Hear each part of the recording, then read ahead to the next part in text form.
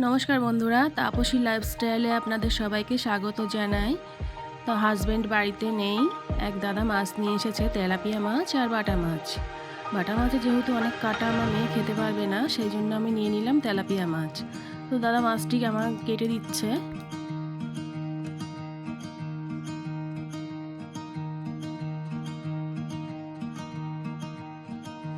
তো প্রথমে মাছের গায়ের আঁশগুলো ছাড়িয়ে নিল, এবার মাছটিকে পিস করবে।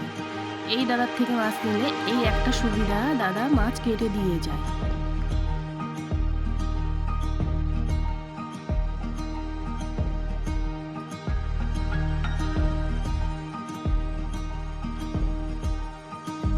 দাদা মাছটি এবার পিস করছে।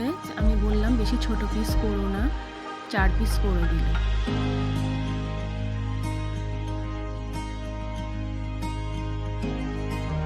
তো এই ভিডিওটি ভালো লাগলে প্লিজ আমার পাশে থাকবেন।